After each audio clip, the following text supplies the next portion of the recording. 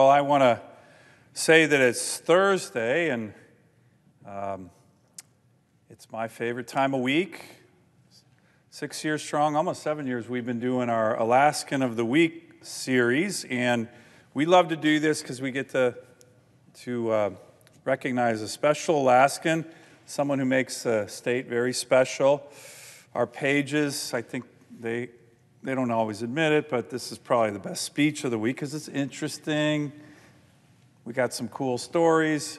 I know some of the reporters here like the speech because it means kind of the end of the week, so that's good.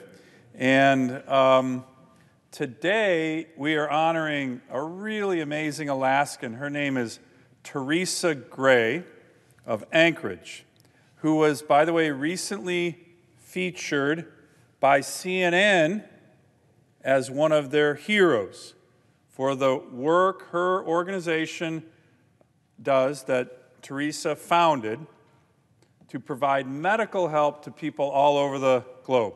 So, before I talk about Teresa and her amazing work, I always like to give a little update. What's going on in Alaska right now?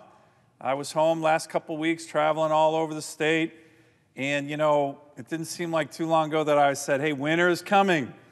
Winter's coming, but here's the good news. Well, I love winter, but winter is now leaving. It's leaving Alaska. Now it's cold in many places. My house in Anchorage still had snow on the ground, but the sun is now high in the sky, staying up longer and longer every single day. Although I was in Fairbanks, we had northern lights going, so that was real awesome just last week. But today in Anchorage, the sun rose at 6 a.m. and set around 10 p.m. So it's getting long. We gain about 5 minutes a day during this time of the year. Birds are migrating back by the tens of thousands. The excitement of spring is everywhere. So to everybody watching, if you're thinking about great summer travel plans, Alaska is the place to be. So come on up. We'd love to have you.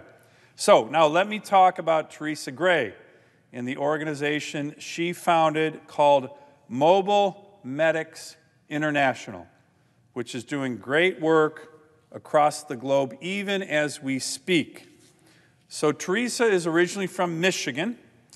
As a paramedic, she moved to Alaska in 1999 to be with her then husband, who was from Alaska. And like so many do, when they come to Alaska, she fell in love with Alaska. Now, wasn't really an outdoorsy type, but she said, I just felt at home.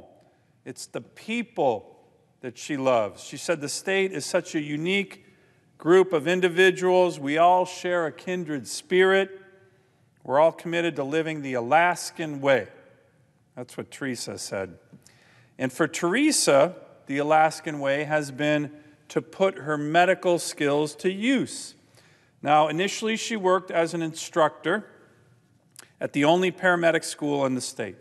And within 6 months, she bought the school and created 2 additional schools, one in Fairbanks, one in Wasilla, made these very successful. And 8 years later, she sold those to the University of Alaska. Then she became a flight medic for Aerial Med, now known as Life Med. She was a medical trainer for the Alaska Air National Guard unit, the 210th Rescue Squadron. These are our very brave, intrepid PJs that do amazing work all over the state. And she also helped out with the Anchorage Fire Department. When they again adopted a child, their second adopted child, Teresa decided it was time to retire. And aside here, one of Teresa's children, Boyd Jurgensen, was a Marine under my command with the great unit Echo Company, 4th Recon Battalion up in Anchorage. So, Semper Fi, Staff Sergeant, I hope you're watching. Let's talk about your mom. But that retirement of Teresa did not last long. One day she was watching the news and saw the image, and I think a lot of us remember this image, of a three-year-old Syrian refugee on the beach of Lesbos, face down in the water. Very powerful. People all over the world saw that. Really ghastly image. And she thought, why isn't anybody doing anything about this? She realized, well, she should, and she could. So she volunteered for an Irish medical nonprofit, which took her to Greece and then to other places across the globe. It didn't take her long to see a need that wasn't being filled. There are a great many medical nonprofits, but the general model is that the doctors and other medical professionals arrive at a place and set up shop. The people in need of care come to them. But there's so many times Teresa witnessed people who couldn't leave their communities. In the case of Puerto Rico, there was a mudslide that limited access to a road that led to a village which hadn't received medical or any kind of help in over a week. People couldn't get a doctor there. So back in Alaska, she put a call out on social media, and soon Mobile Medics International was born. The group is focused on mobility, on getting to the barrios, to the villages, up in the mountains, hard places to get to, where she said, so many of the places that are lost or forgotten in disasters because they're so hard to get to. Roughly 5 years later, the group now has roughly 120 volunteers from across the globe, including from Alaska, on nearly every continent. They've been on over 30 missions. They're agile, they're expeditionary, they're like the Marines. When they go to a place that's been hit by a disaster or to a place experiencing a refugee crisis, everything they need is in a backpack. Teresa said, quote, we can bring our own food, our own water, our own sleeping accommodations. We try to take basically an ambulance in the backpack. Great image, great idea. And if someone requires more extensive care, then they help get that individual to a medical facility, maybe in another part of the country. In addition to natural and humanitarian disasters, Mobile Medics International also trains people in medically underserved villages to provide treatment to others in their communities. So it's train the trainer, teach someone to fish. They find people in those communities that are willing to commit to 5 years to build their own program in that community, and they support them during that time. They visit a few times a year, get them equipped, get them supplies, get them training, and then all of a sudden, you have people in those communities who have these medical skills. Teresa talked about her team once going to a remote island in the Philippines, where because of a lack of nutrition, this remote island and the population there had a really bad problem with cleft palate babies. Within 3 years, she said, we eliminated cleft palate babies on that island by giving out prenatal vitamins. Think about that. I mean, that is incredible work. One American with a vision, making a huge difference in a place like the Philippines. Great work. So, let's fast forward today.